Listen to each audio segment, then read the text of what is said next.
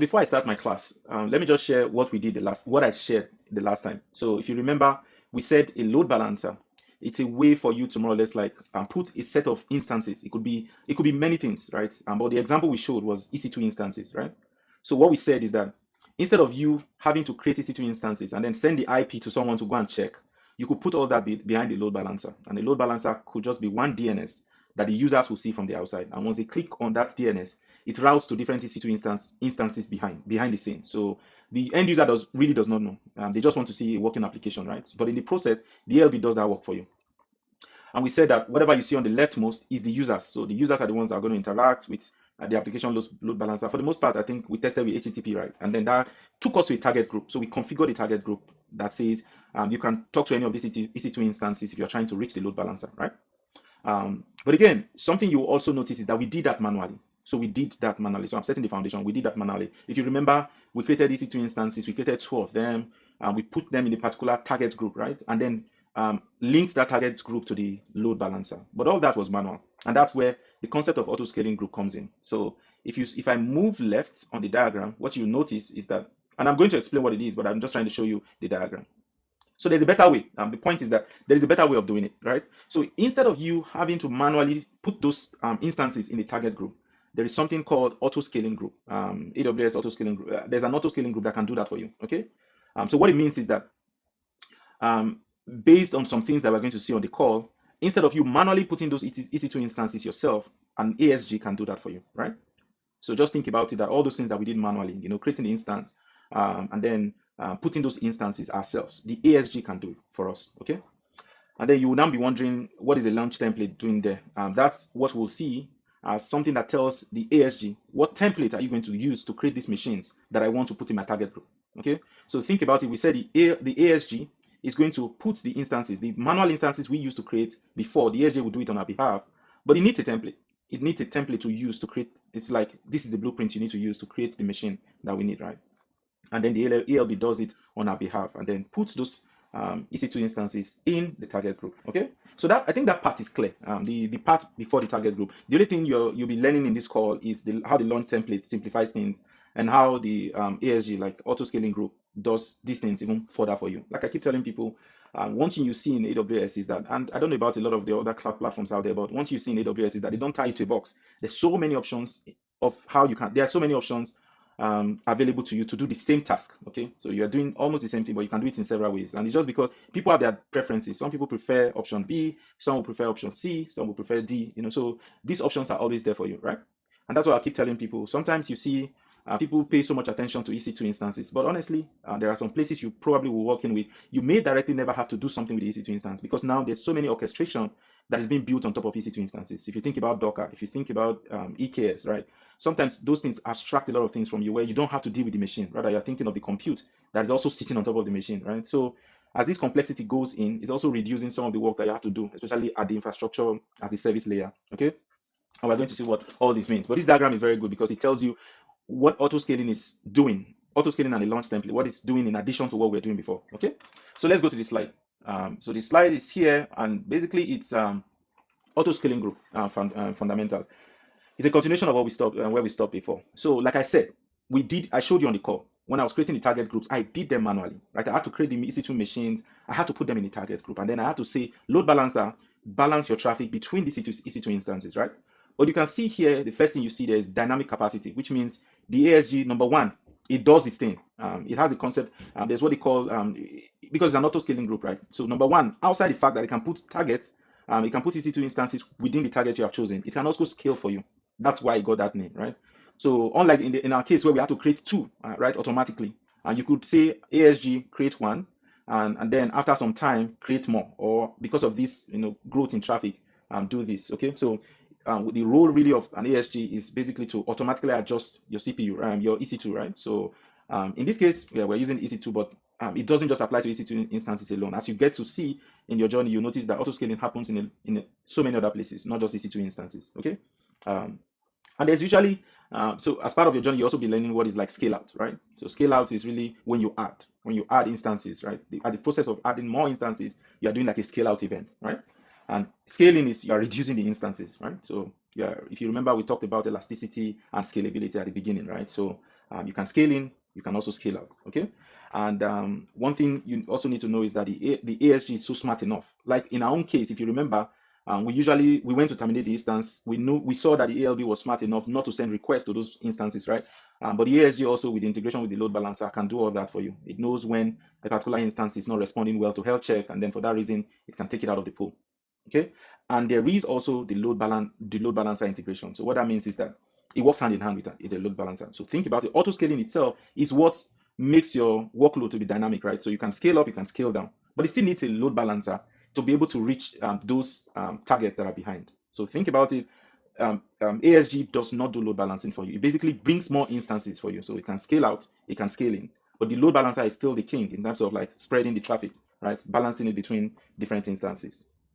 Okay, and the good thing about it is just the fact that when we did ask, we did it manually, right? So what about when you don't need those instances? And that's where an ASG comes in, because you can basically target exactly how you're using it. So if you're using more, you spawn up more instances, and if you are using less because of your metrics or whatever you're seeing as part of your infrastructure, you can scale down. Okay, so it eliminates idle resource and unnecessary capacity, right, where you don't need it. Okay.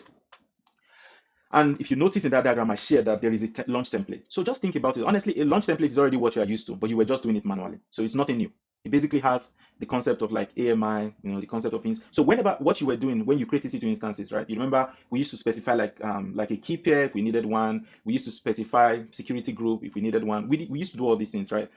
So launch template is just doing that same thing, but more or less like creating a template for it, right? And that template is something you can hand over to an auto scaling group, so that if I need more instances, it knows the template to use to bring up that instance. So it knows that, oh, I need to use this AMI.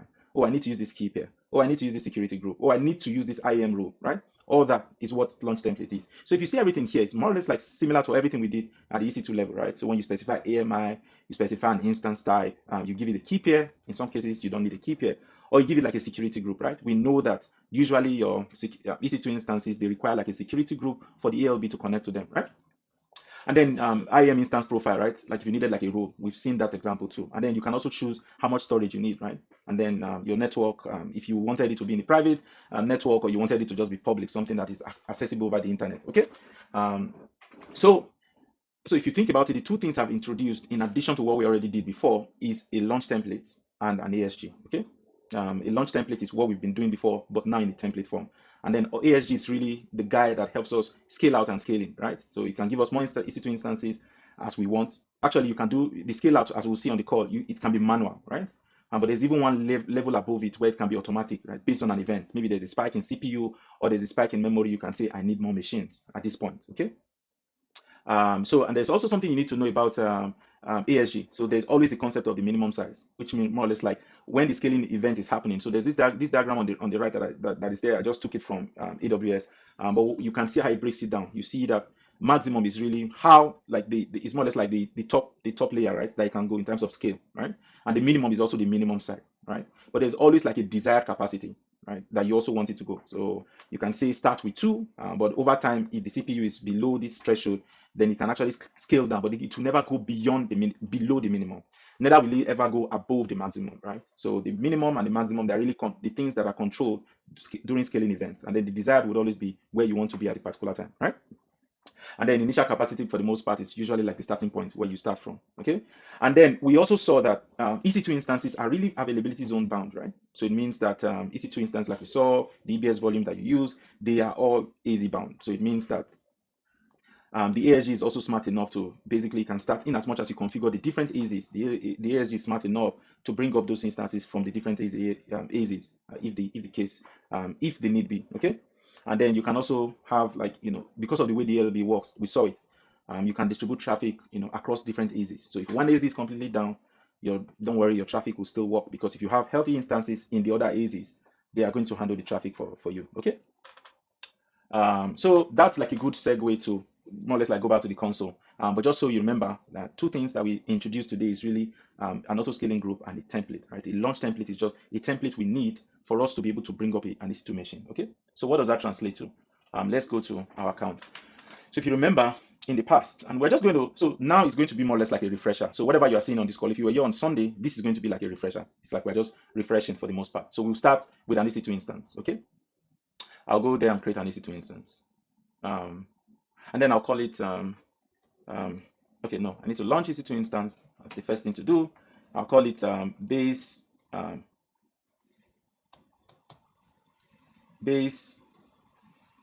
I hope my laptop doesn't EC2. I hope my laptop doesn't go off because the way it's shouting on me, like Windows.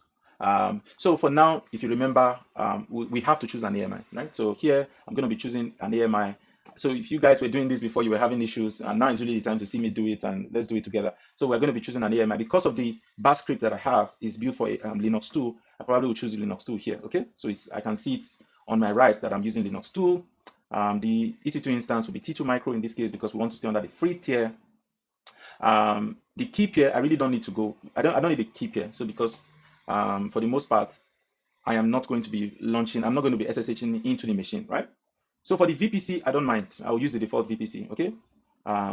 So in this case, I probably want. So maybe while we're here, it's a good place to say let's create one security group. Okay. So this is going to be a security group now. Let's create, in fact, while we're on this call, let's create two security groups. So I think it should be normal to you. We've done this before. The first one we're going to create is the one that is from the outside. So we'll do yeah, all traffic because we want everybody we want the traffic. So allow all. I want to actually make you see, I want you to see how everything ties together. If not, I would have created all this before the call and then just use it. But you really need to see how it all connects to each other. So this is like an inbound rule.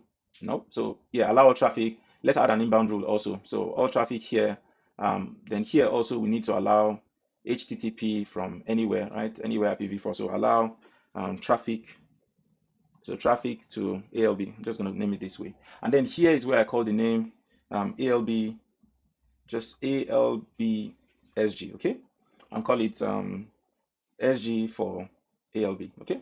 Like you are aware, it has to be inside the VPC, so the default VPC is fine. I'm just going to create this first security group. So if you remember, we usually have a security group that decides how traffic will come to AWS, what do you call it? So this is someone saying HTTPS? HTTP is here. So from port 80 from everywhere, okay? So we created that first one and we called it ALBSG, okay? So let's create a new one.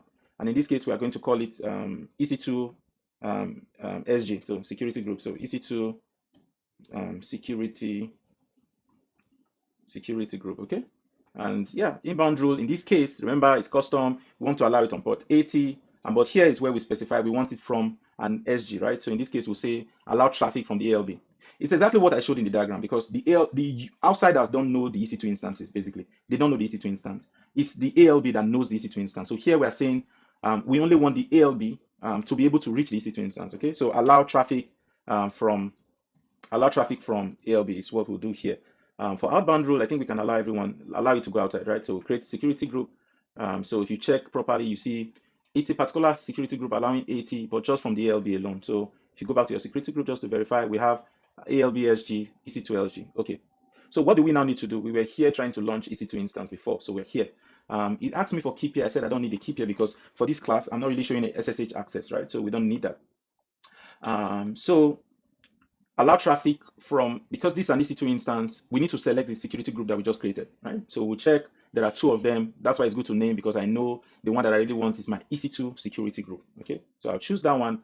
And for here, I'll take the default volume. I'll just change it to GP3. And then what else? In most cases, we have one instance, right? But here, maybe I want to create two so that it will be easy for us to show what we want to show. So we create two instances, right? Remember, there is an advanced option that we need to choose. Where is it now? Let's look for that one. Okay, so if you look at advanced details, this is one of the most important part, right? Because we need to specify the user data script that we want to use, okay? So if I go here, I'll just go back to all the things we've been doing before. I think for this example, you already know, we've shared exactly, I've taught you how you can create base AMIs, right? Create base AMI, that's exactly what I would have done, so that each instance doesn't have to install Apache on their own, right?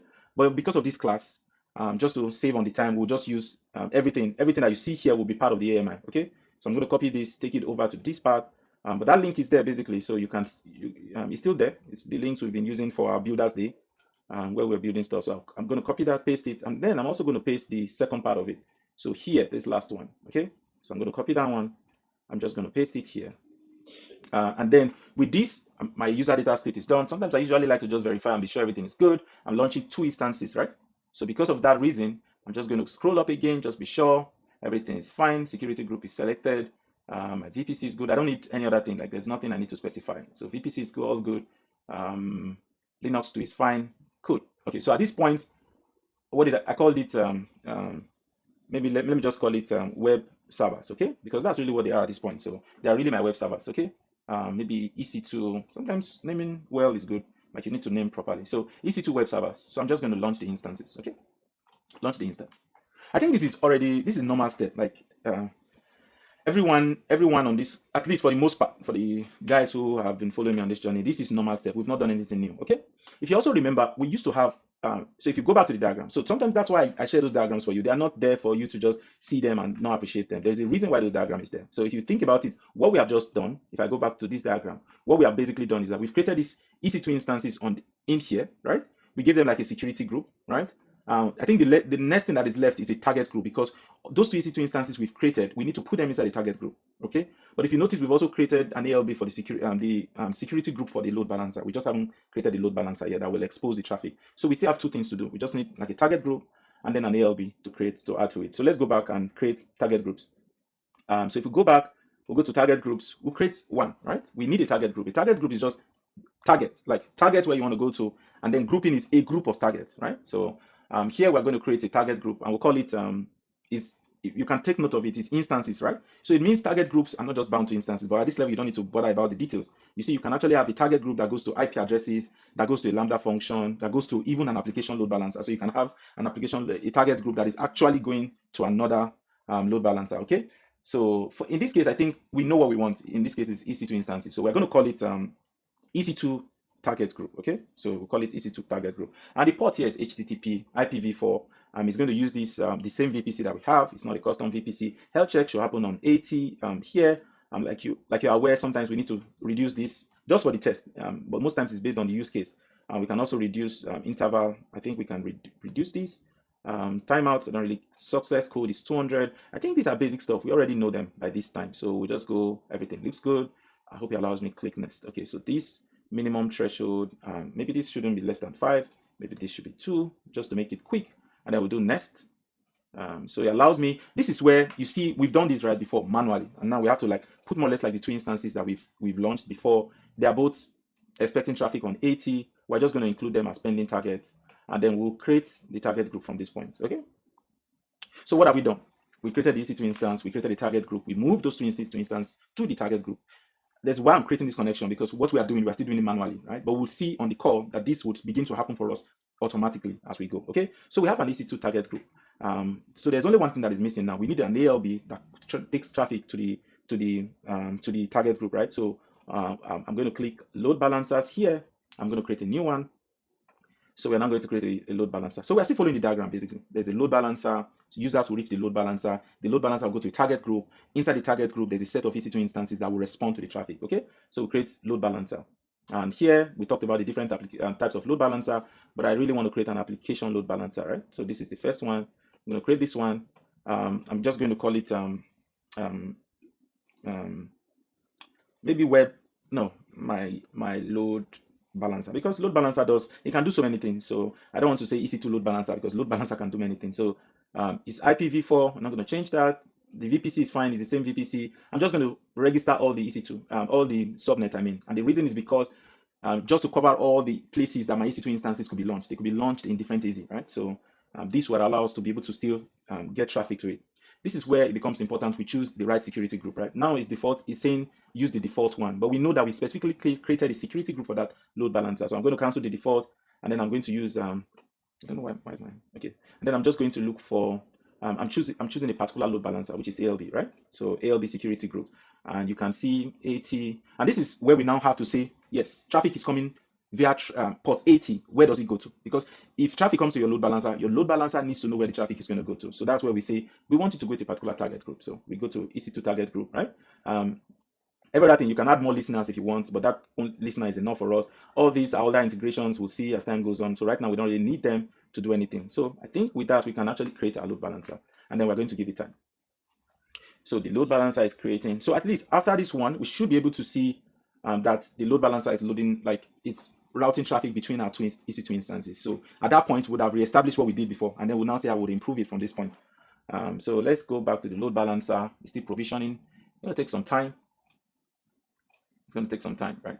So let's give it some time to provision. But let's just look around. So some of the things I know you guys were having issues with sometimes is you have to sometimes go back to the load balancer, make sure the security group is intact. In this case, I'm really allowing everyone to come in, like allowing from the internet, right? Because load balancer is really front facing. Remember, it's the one that the user is talking to. And then outbound, I'm allowing all the traffic. So it looks like security group is all set up correctly. I just now need to go to, let me see, I think the details, listener rows is where I can go in and see what is listening. I know something is listening on port 80. Where is it going to? It's going to a target group. So I can click on the target group and see what's happening there.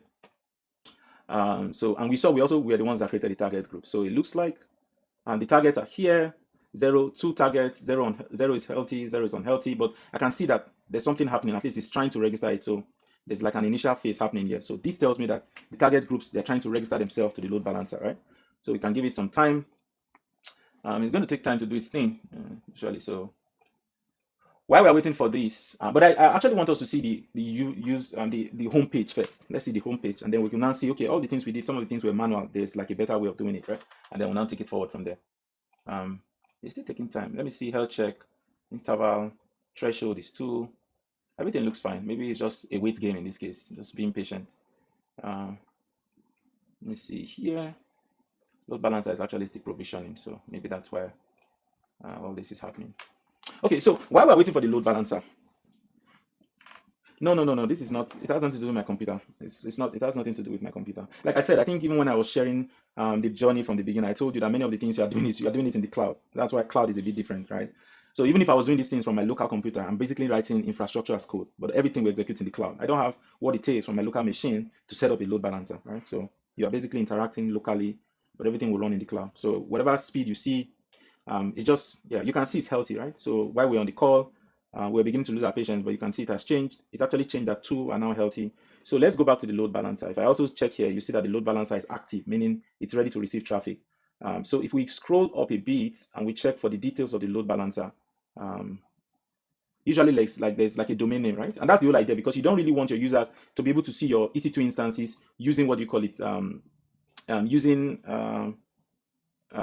yeah, sometimes you have to check this. That's why I usually tell you guys you have to check. Now it's going to HTTPS, but we don't have any endpoints configured to listen to HTTPS, right? We only have HTTP configured. So if I do this, you can see it's loading, right? The page is loading. So I think we've done this already. I'm trying to just make you understand the difference between what we did before and what we are doing in addition. So you see, it's load balancing between the 2 traffic, right? So load balancing. So what is the new thing we now need to add? We need to add a launch template, right? And then we need also to add like an auto scaling group. Yes, it's not configured to receive traffic on HTTPS, but in the real world, as you advance, HTTPS is also a traffic. In fact, that's how most websites run, right? They don't receive HTTP; it's usually HTTPS. But for demo purposes, it's fine for us. Okay. So if I refresh, it's working, right? So let's go back to what we have to now do in addition. We now have 2 EC2 instances, but we created them manually. But if we have to use an auto scaling group, we need a template. We need a template for the auto scaling group to use to give us more machines or less machines, right? So that's where there's a concept of a launch template. So let's go and do, I think here, let's see, where is it again? Just that launch template. So it's here. So I'll go and create a launch template. Honestly, a launch template is one of the simplest things you should know. It's just a template that is more or less like templateizing whatever we did manually. Okay. So, and you see it's very easy. So I'll create a new template. I'll call it web server launch template. So maybe I'll be very specific. I'll go back and say EC2 web server. So I'm calling it EC2, right? Web server launch template. I'll just say my EC2 web server template. I don't know, templates. Okay, good. So I don't really need guidance. I don't really need template tags. I don't need source template. Now this is where it gets interesting, right? Because if you want to create a launch template, you have to tell it what image are you starting with, right? Remember, even when we're creating manually EC2 instances manually, we had to specify like the models, like the OS we are starting with. So ideally in this case, if I had done like what I wanted to do, like what I was sharing with you before, I could have as well created an AMI from the images from the EC2 we already have, and then use it as a bootstrap point. But it's fine, and we can do all that on this call. So what it means is that I just need to do like a for AMI. I basically need to search for Linux. Let's see. So there is Linux 2 here. I think this is Linux 2023. So I have to select this one as the launch template. Okay, for the launch template. So if you see for the launch template, we're choosing a particular OS in this case, and we've said it has chosen Linux 2 for us, right? Here, don't, yeah, I think it's asking us instance type.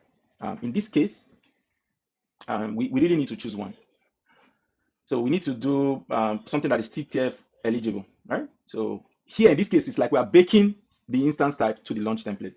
It's also possible you have a launch template that doesn't specify this instance type, right? But here we're actually saying for this instance type, use this launch template. Keep here, we can proceed without a keep here. So don't include in launch template. We don't really need one. Networking settings, I think we need this one, right? And the reason is because ALB, they're all easy. You know, they route traffic within AZ. So you want to really tell where the launch template can have EC2 instances launch, right? So in this case, we're really specifying a VPC, but we probably don't need to care much about the, what do you call it? We're keeping the, more or less like the availability zones open, right? So it means in that AZ, it can launch in any of the different AZs, okay? Common security group, we need one, okay? The reason is because when the launch template is trying to bring up an EC2 instance, we are saying use the security group, okay? So that we don't need to configure it again. So we have to tell it, use it. Honestly, it's the same. It's more or less like similar to everything we do for EC2 instance. That's exactly what I was explaining to you. Just like now, you're putting it in a template. It's like you're saying this template, use this information to bring up an EC2 instance, okay? Advanced networking configuration, we pretty much don't need this at this point, okay? So we don't really care. Storage, volume, yeah, why not? We can say, this is what I used to tell you guys, that even your root volume, you can choose if you want them terminated or not when you are creating them, okay? You can see there's an option here to say yes or no, okay? The only thing I'm going to change is I just like to use GP3, okay? Resource tag, I don't really need any, but this is advanced details where again, we're back. We have to specify our AMI. So this is where we go and look for, our launch template, right? So we'll go back and copy this. I'm just going to copy this, take it back here, paste it, and then go back to where I'm coming from again, paste the last part of the launch template, okay? So this is part 2 of it. So this one, and then paste it beneath, okay? We know it works. Everything looks good. So pretty much, if you notice, because it's a template, you notice I didn't specify how many EC2 instances do I want, right? I didn't say if I wanted 1 or I wanted 2, because I'm just giving it a template. This is not where I'm specifying the number. And then I'm just going to create. That should be enough. So I've given it a name. Okay, so what is it saying? Okay, it's not supported in US West 2D. Why? Let's see. It's not supported in US West 2D. T2 micro, free tier.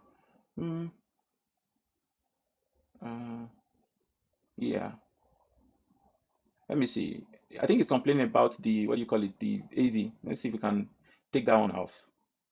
Let me see. Where is my VP advanced network configuration again? Sorry, just give me. Sometimes this UI is so. Where is it?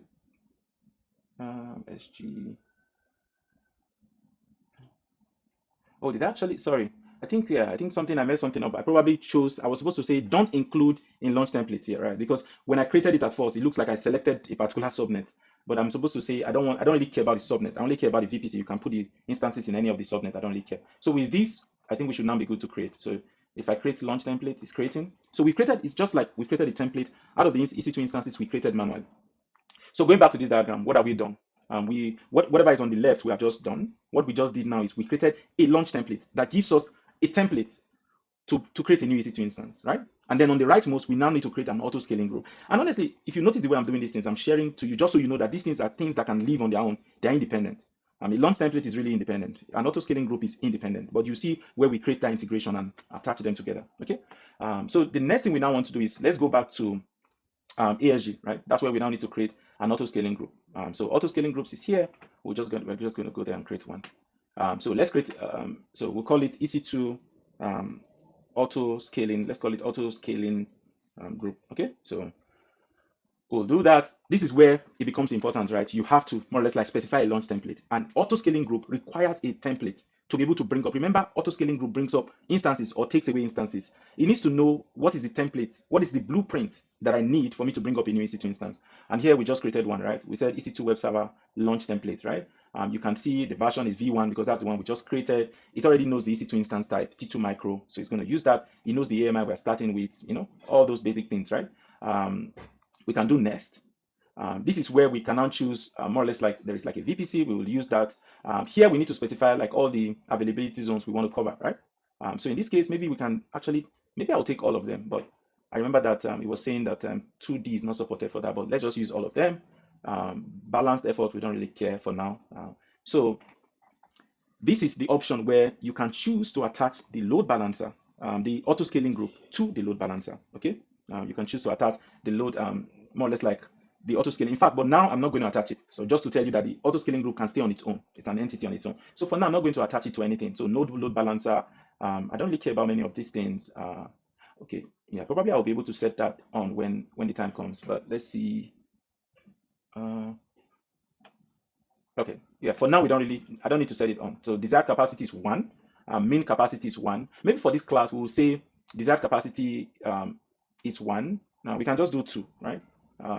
Max is 2, and then we can say the mean is also 2, okay? So no scaling policies for now. We don't really care about all those. Scaling protection, we don't need all these things. You'll see them as time goes on. Just like I always explain to you, every module you see, there are many details, but at the beginner phase, you don't need to care about many of those things. Okay, we don't really need any SNS integration. We can do without it, so we can just do next, right? Tags, we'll do next. Tags, we didn't really provide any tags, and then we'll just scroll down. We'll create the auto scaling group. Remember, we've created an auto scaling group that is in isolation. But there's also something we told it. We said, give me 2 instances. Minimum capacity is 2 instances, right? And the desired capacity 2, max is 2. So it means that if you go and check EC2 instances now, you'll see that it has started launching to its EC2 instance using the template we gave it. Okay, but just so you know, the template is still independent. The auto scaling group, it was using the template to bring up new EC2 instance, and we can confirm that quickly. So if we go back to EC2 instances, we go here, you will notice that there is like pending. There is this one that is already running. It's just initializing, and there's also pending. And so before we come back there, if we go to where we're coming from, so if we go to the auto scaling group, so let's just search for auto scaling. Let's see, auto scaling group. So here, let's go. Let's look for the one we just created so that you see what is really happening. So auto scaling. Ooh, where are we? I think we're in the wrong auto scaling. I think there's one in the one in EC2 is what we're looking for. Auto scaling groups. Okay. So we go there. This is the one we created, right? So you can see if you go to the auto scaling group and you look at activity, is really what you need to check. You'll notice that in the history, because we said we wanted 2 instances as the desire, you see that it started from 0, right? From 0, and it's trying to take it to 2. And now it has launched one EC2 instance and is launching the second one, right? Just to take us from 0 immediately to 3. What it means is that if we go back to our EC2 instances, so if we go back to EC2 instances that we're checking before, there will almost now be like so many EC2 instances running. Okay, this one is still pending. This one is still pending, but there is one that is up here and running already. So what we can now do is that why not we delete our 2 web servers that we created manually? We have to take it out of the pool. So we have 2 instances that we've already created. So now is really the time to take them out of the pool. So what we can do is that I'm very sure it might not allow me at this point, but let me try. So it did allow me. So it means that I was able to just take out the EC2 instances we created manually, right? If you remember, we created 2 EC2 instances. We did put them in a target group, but now we've gone to delete them. We've gone to more or less like terminate them. The question is that when we refresh this page, what do you think is going to happen? Nothing is going to happen again, because now there is a target group that doesn't have EC2 instances again attached to it. Okay, so if you go back to our target groups, you see that we have a target group now. The instances are actually unheld. In fact, it has taken away the instances because we've just terminated these EC2 instances, right? So our ALB is obviously, this is gateway timeout, meaning I was trying to reach out to the backend and I'm not getting anything. But the ALB is still fine. The users from the outside still can access it. It's just that it does not know, there's no backend traffic that is. So let's go back to our diagram. So because we've seen that, if you zoom back to this diagram, you see that what we did is we deleted the EC2, manual EC2 instances we created inside of the target group. But we have a launch template, and our auto scaling group is already using the launch template to bring up EC2 instance. The only thing is that we need to tie it together. So we need to now say, auto scaling group, we are attaching you to a load balancer such that every instances you bring up, please place it into a target group in this load balancer. And we are going to, that's where we now specify the particular target group that those instances will be placed in. Okay, and it's something we'll see now. So like I told you, these are things you can build in isolation and then bring them together. And that's why you need to understand it, right? Be able to even write diagrams for them, because that shows your understanding of the subject. So let's go back to what we have, right? Let's go back to auto scaling group. So we know this auto scaling group, if you check it, if I refresh this page, it has actually created 2 EC2 instances for us. So desired capacity is 2. Those 2 instances, they're already running. They're running fine, right? And if we go to EC2 instances, we can confirm they're here. They're basically running, right? So we terminated the ones we created manually. This one is still initializing, so we probably just need to give it some time. So now let's go to our, what do you call it? So our auto scaling group, right? So remember that auto scaling group, there was a time we were supposed to attach it to a load balancer. We didn't do that. Let's do it now. So Let's go to integrations. If you see integrations, there's really a part that says load balancing, but right now there's no load balancing, right? So there is nothing. This is where we can go back and say, now I want you to actually put the instances that you bring up into a load balancer. So we'll go there and say we want an application load balancer. What are you going to select? Target group. So that takes you back to the diagram that I shared, that an auto-scaling group requires a long template, first of all, to bring up the EC2 instances, right? And then the only way you tie it to a load balancer is just basically say, put the instances you bring up into this target group. And if you see there, we said the EC2 target group is really a target group specifically for some EC2 instances, right? So we're saying do that. So once we update this, what you will now notice is that if we go back to our target group, the one we deleted the manual EC2 instances we created before. Let's stay on this page a bit. Magic. These EC2 instances came here immediately. If you notice, I just refreshed it and they're already here. Like they've been registered into the load balancer immediately, right? So it means that all the things we did manually, we're now doing it. We're now using the auto scaling group, using the launch template. They're already healthy immediately, right? So they're already healthy. So you can see two of them is healthy. What about if we refresh this page? Perfect. So now the page is back on, powered by two EC2 instances that we created using the launch template, using the target group, right? But the good thing about it is now that everything you created is no longer manual. I can actually go back there and say, I need just one EC2 instance. Yeah, it's not about the fast, it's about how easy, because these things you're now using template. Auto scaling group can now be a template, right? You can create a template for the auto scaling group that uses a launch template, right? Because before, what we did was not sustainable. Imagine you have like so many EC2 instances that you need to bring up. Will you have to be going there, creating them one after the other, attaching them to the target group? That's the whole idea of like a launch template and an auto scaling group. The good thing about it is that right now, if you refresh, we still have our traffic balance between two EC2 instances, right? But we can actually, like I told you, our auto scaling group lives outside of the EC2, like it lives outside of that. So it means I can actually go back and say, basically, I need just one. Now, I actually just need one. Minimum capacity, maybe I want it to be one. Desired is one. What do you think is going to happen? Before, I probably would have gone there to manually, terminate my machine. But here, just go into the launch template. And this right now, if you remember at the beginning, we talked about auto scaling and elasticity, right? So right now, because I'm doing it manually, basically, this is just I'm auto scaling. I'm just doing that's really what I'm doing right now. I'm just auto scaling, right? There's really no elasticity involved because elasticity is really where you tie your scaling up and scaling down to an event, something that is very, very important in your system. So instead of me doing it up like this, I'm taking it up or I'm taking it down. It now reacts to events. So maybe if there's a spike in CPU, there's a spike in memory, or maybe the users who are viewing this page, they are increasing, or on a particular day, maybe that's when so many people are reaching your load balancer and all that. Maybe that's a good time for you to raise the traffic, right? But right now, many of the things. So if I refresh this, continue to refresh, one thing you notice is that it will stay on just one EC2 instance because the second instance has already been terminated and it was done by the auto scaling group. All right, the auto scaling group, we've said now I only need one EC2 instance, right? So what it means is that if I go back to my EC2 instances, there's only going to be one running. You see that only one now is running, right? So the other one has been terminated, basically. So let me refresh this. I'm not sure. It hasn't kicked in. It hasn't kicked in just yet. Let's see the events. So the activity for the auto scaling group. Let's see. I think it's still trying to do so. These are some of the things you also learn as time goes on. But right now, at this stage, you don't really need to care. But one thing you know is that if you just terminate, if you just say I want to move from 2 to 1, right? It won't just terminate it. It has to do what they call connection draining. Basically, it's cleaning up the connections that are going to the IC2 instance, making sure everything is fine. But just if you give it time, it's going to more or less like take that machine. But at this point, they're already taking it out of the pool. You can see it's no longer receiving traffic, right? It's just that the machine itself has not been terminated. Okay. But if you notice, only one EC2 instance now is responding to traffic, and all that is automatic. So if you go back, it's draining the connection. If I keep refreshing this, it's going to take some time to drain, and then once it's drained, it's going to terminate the EC2 behind.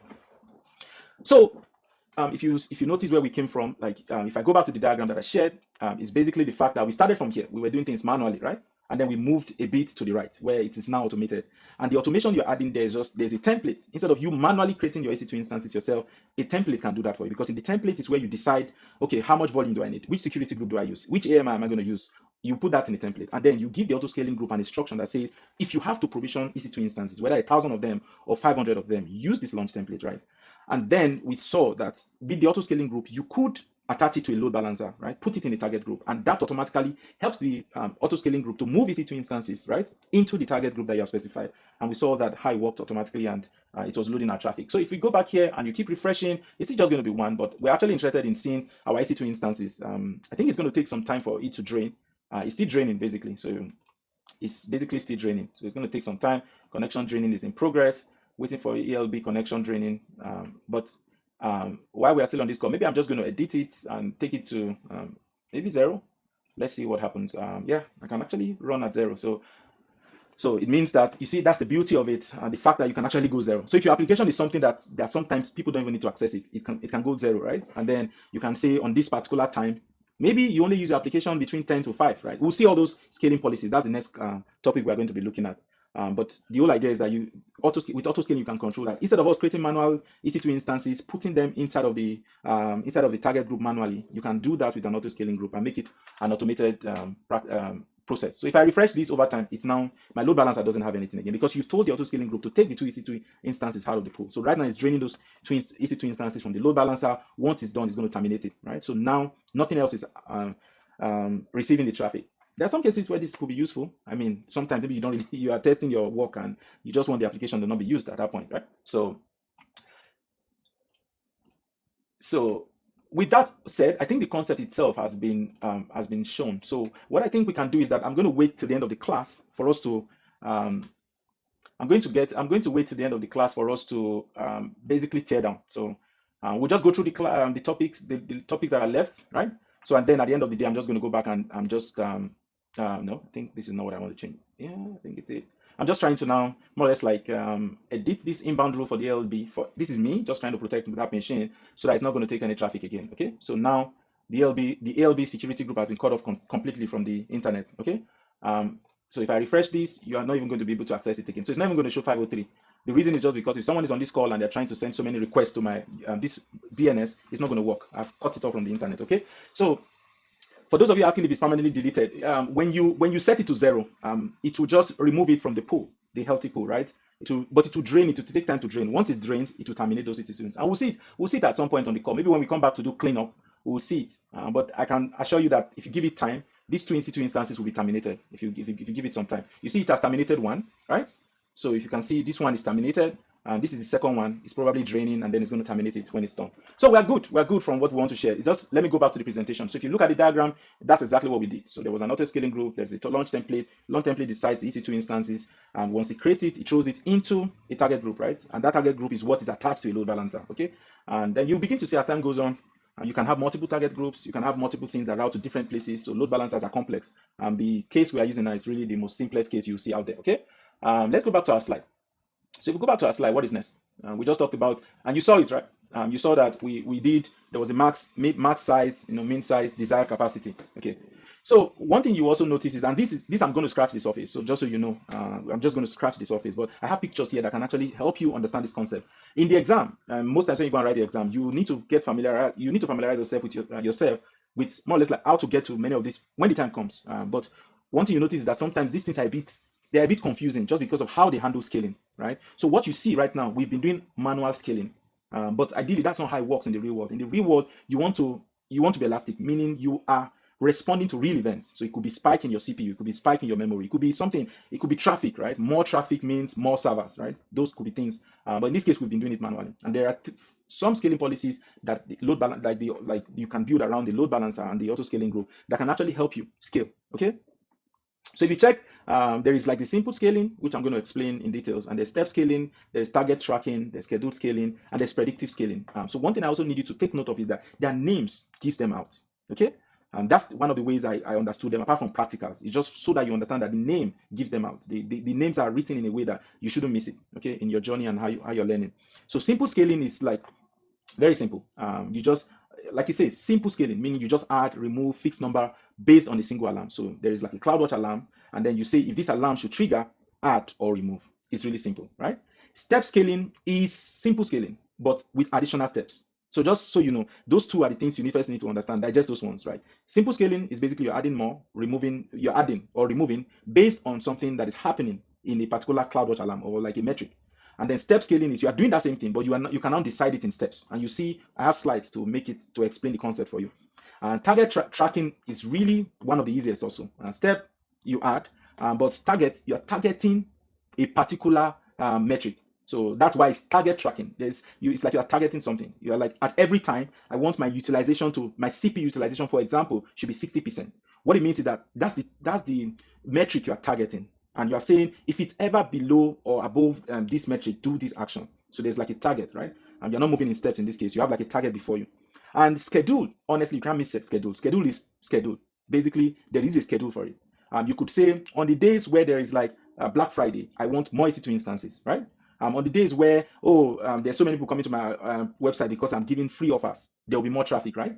So for that reason, please provision this amount of machines for me. And you're going to see this slide. And then there's also predictive, which is what machine learning is going to do for you. AWS has that integration where you can rely on the machine learning because it is seeing your metrics, it is observing it over time. What it can do is that it can predictively help you scale if you enable that option. Okay, so the names give them out. It's very easy to know. Predictive is based on machine learning, right? AI, a tool AWS is giving for you to do that. Schedule is really schedule. You're scheduling it for a particular time. And then target tracking, you're targeting a particular optimal value that you want to keep. So it's the simplest of them all. And then simple scaling and step scaling, they are similar and the same kind of. It's just that step gives you more options to move, and you see it in the next image slides that I'm sharing. So simple scaling is exactly this image that I shared here. We don't need to do the practical because at this level, no one is expecting you to go that deep, okay? But if you see how I just put image of the simple scaling is the fact that I'm choosing the policy type here. I'm saying simple scaling, and here I'm saying the thing is that most of them watch out for a metric. So there's usually a metric. There must be something it can't just be automatic. There must be something you are watching, and that metric could be many things. It could be number of people reaching your server at a particular time, maybe CPU. Some people don't care about CPU. It could be just the number of people coming to the website that they're keeping track of. Some people, they want to see how the CPU is going up. Some people, they want to see how the memory is being used, right? So it depends. Scale for one person is different from scale for another person. It depends on your workload. Okay. So, but one thing you know is that if you see the next option, there's like a name, right? You give it a name. And then the most important thing is that it ties to an alarm. It ties to a particular alarm. And because of that alarm, you just say add one capacity unit, for example. So it's like you're adding one EC2 machine if this threshold ever goes above a particular, if this metric ever goes above a particular threshold. So one thing you notice itself is as we grow on the journey, you understand, you get to learn more about CloudWatch alarm. But an alarm is basically you set like a threshold and say, oh, if my CPU goes above 60%, then create an alarm. And this auto scaling group is going to kick off based on that alarm and say, because this alarm has kicked off, please give me one more EC2 instance. Okay. And how does that differ now from step scaling? You can see I put two things in the image. They are the same. So if you look at it, the page almost did not change. The only thing you notice is that the policy type changed to step scaling. And what you notice is that in one, we were only able to choose one thing at a time. But in the second one, we're able to even choose ranges. We're able to say, if it is between 80 and 90, give me one EC2 instance, right?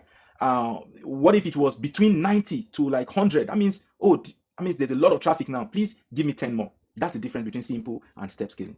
Okay, you can't miss it. Just know that they're both the same thing. It's just that step scaling gives you more option to specify those thresholds. You can say if it is between this, there's a metric already, but you can now even say within that metric, if it is between this, give me one, because you might treat it separately. You'll be like, okay, 70 to 100 is basically different. It could be 70 to 80. I don't want to be aggressive, but when it is 90 to 100, please, I need like 20 EC2 instance. Okay, so those are some of the things you need to look at for.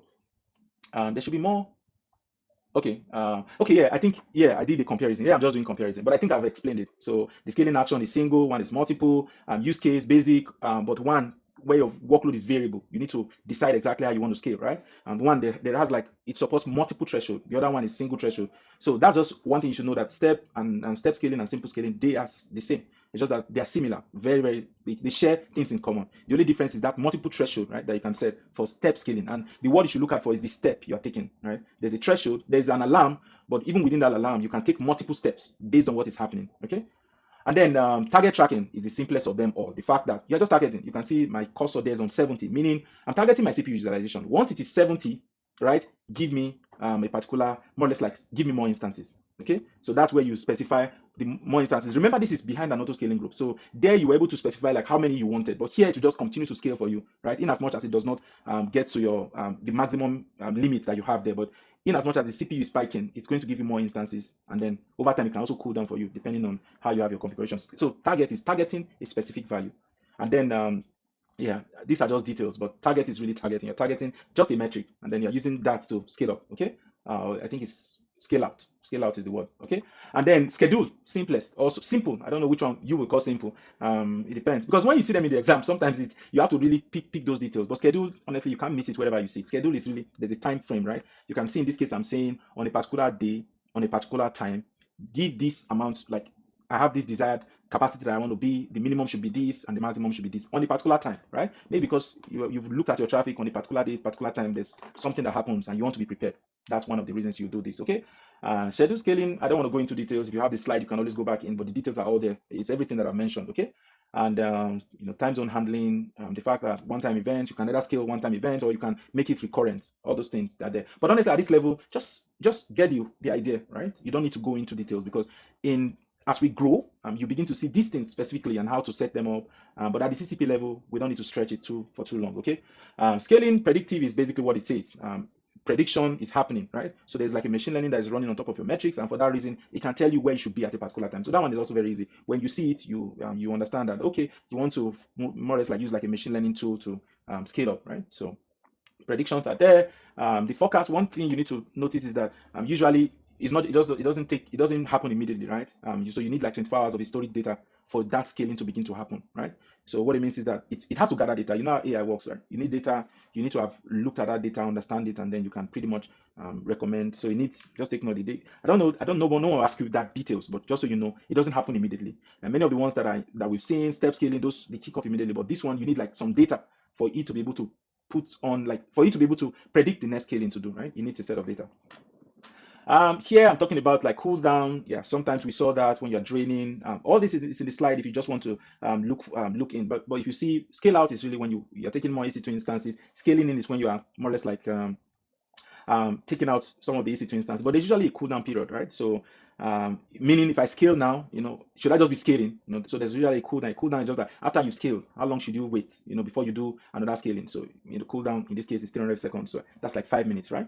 And then you can also do like warm up. You can say yeah, you can also even more or less like you can even and one of the things that the cooldown also helps you do is that you can also use that basically to handle warm-ups, right? So that you know that you're not just scaling. Sometimes you need to give it time for it to more or less like warm up, and then decide if you need even more instances. So that's why you have like that 5 minutes break for you to cool down, whether you're scaling up or you're scaling down. Okay. um and like I said, instance warm up, the fact that you need time for the instances themselves to contribute to the metrics. That's why you need that time break, to cool down. Don't just be scaling up and scaling down. And you see that even in EKS, it's a thing. In EKS, if you're used to EKS or you've walked around EKS or auto scaling around, they call it KEDA. You see all these things. The terminology is the same, and the tooling might just be different as you move around. Okay. Yeah, we've seen ASG load balancer integration. What does it do? We saw that when we scale down to zero, automatically the EC2 instances were taken out of the pool. So there's really automatic integration. We saw immediately when we added more EC2 instances, they were automatically joined to a target group. Health check, it knows that when it is terminated, take it out of the pool.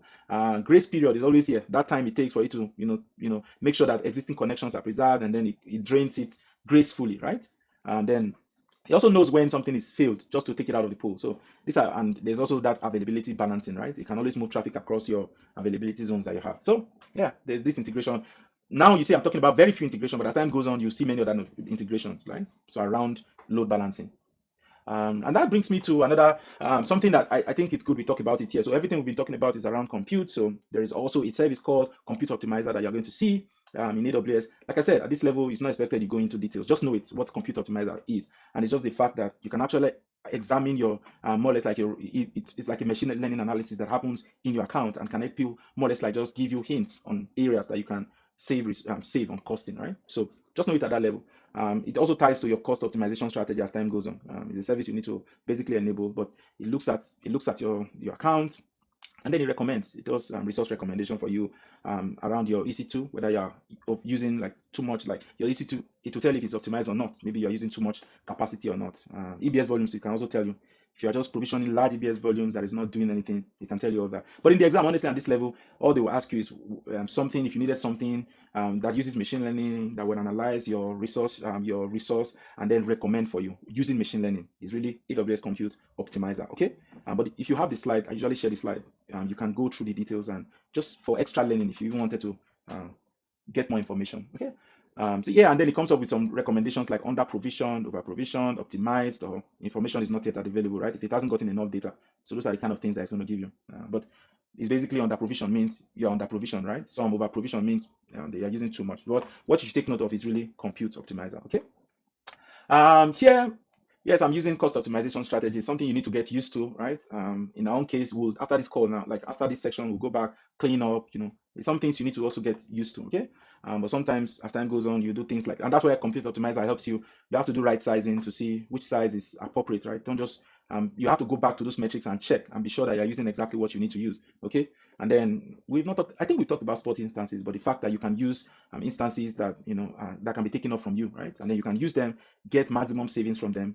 There are just some strategies around all the toolings that we brought, because we are gradually moving away from EC2 instances, and it would be nice for you to have an idea of these things, just to know that the EC2 instances are there. You start them up, but over time you need to more or less like look at them and review them, see the ones you are using versus what you are using versus actually what you are paying for, right? So it helps you. And then we've talked about many of the cost saving strategies, right? At some point, where you can reserve. If you know that, okay, like that load balancer, we have the EC2 instance, it will run for a complete year. Why not I just reserve a capacity for it if I know the particular instance type that I'm going to be using? So this is where it ties back to our savings discussion, like our savings that we discussed right before, because now you can begin to now say, I have the EC2 instances running, the load balancer is running, but I mean, how do I now save costs around my EC2 instance usage? Okay, they're all just here, but these are some of the things that as you grow, you begin to pick them up. Okay, many of these things we'll still discuss them at advanced level, but I'm just adding them here just to open your mind. Responsibility, as you're aware, everything you do in the cloud, your responsibility is there. AWS responsibility is there. These are really basic stuff, right? You saw that the ALB, I decided who can get to it. AWS will not do that for you. ALB will scale. It's managed to scale to do health checks and do all that for you. Make sure that your EC2, if they are not healthy, it takes them out of the pool. But deciding who accesses it, right? They won't do that for you. So things like security group, for your EC2 instances, it's still all those models that we've talked about, the AMIs that are there. Once you install it, you have to patch it, right? Remember, you installed it, but as time goes on, they said that you are upgrading them using maybe a more recent AMI that has like security fixes, or you are going back to patch them, right? So it's just so that you understand that some things will be done for you, but some things are there. CloudWatch is there, but what about the alarms and the metrics? You have to set them up. If you want your service to scale at a particular time, you have to set all that up, right? Recommendation tool is there, but you have to use it and make sure it's recommending for you, and using it to do what you have to do. Okay. So yeah, listeners and rules, all that are your it's you that would handle all that. But the ALB is there. It's known, everyone, the world, people. The ALB is a big tool that you can use to scale, but you have to know what you're responsible for versus what AWS is responsible for. Okay. Summary, honestly, this has been a very nice time. We've had a nice time talking about this, but you've seen what ALB really is. That diagram that I shared really explains everything beautifully. There is like a user, it goes to an ALB. There is a target group behind it, and that target group, you can decide what is there. In this case, in the case we've used EC2 instances, right? And then we took it one level further, and we said an auto-scaling group can actually use a template to bring up EC2 instances, and those EC2 instances can find themselves in a target group that you specify, and that can happen automatically. The only thing we're doing is that we're doing it manually right now, right? We scale up, we scale down, but with time, you begin to see that you can have scaling policies in place that can say on a particular day, give me 2 instances, or give me 5, or give me 10. People have different scaling demands, right? So like I said, I use these things real like in my work, and I know scaling is a big deal. Okay, so you'll get to learn many of those things as we go, and it has so many integrations that are out there that we're going to see. You probably don't need them now, but as time goes on, you see that ALB does more than many of the things we've talked about. It does more, but you don't need to worry about them at this level. Okay. So at this point, I think we'll just go back, do some cleanups. Okay, since I'm still here, I usually want to keep a practice of cleaning up things so that you are sure that you're not incurring costs. So in this case, you can see all my instances have been terminated. Why? Because in the ESG, I specified I only wanted 0. In this case, it's going to delete it. So what else do I need to go back and delete? Security group, I can leave them because it's free. I'm not paying for them, but why not? I can also let them go. I think even here, I don't think I have anything specific that is really costly. If I have to think about it, I think all I need to do is, the only thing I think I probably need to just get rid of is my load balancer, right? I probably just need to get rid of the load balancer. But I think for the other things, the target groups, like I said, target groups is there. If it's not doing anything, I mean, who cares? Like, it's auto scaling group is also there. Like if it's not bringing up EC2 instances, nobody worry, right? So because some of these things I need them so that in case I want to do, maybe I don't want to create. So there's still, my target group is still there, but I'm not going to pay for target group because the EC2 instances behind it. You can, if you click on it and you go to, there's really no instance running. So for that reason, there's no price I'll be paying. I'm not paying anything. So what else? If I go back to my dashboard, what else do I need to check out for? So EC2 instances, it says 3 are running, but there's really nothing running. I'm sure of that. Auto scaling group, I have 2. I don't really need to care about them. Yes, volumes is one of those things. I don't have any volume. Remember, delete on termination is there, right? So it means for the most part, if the EC2 instance is gone, the volume is also gone. So that's why we don't see any volume here. What else is in the dashboard that we can check? Security group is fine. Nothing else. Auto scaling group, like I said, we're not paying for them. Volumes, we don't have any. I confirm that. Security groups, we have them, we don't pay. So I can also leave them in case I want to use them next time. Okay. AMIs, are there anyone here? There is no AMI. Launch templates. Let me see. Launch templates. Yeah, the template is also here. Yeah, I don't think, but we can get rid of them. Delete templates. We can delete these ones. We can always create a launch template if we wanted to, right? Yeah. At this point, we're good. So if we go back to our dashboard, I think the things that I feel we need to let go, they're gone.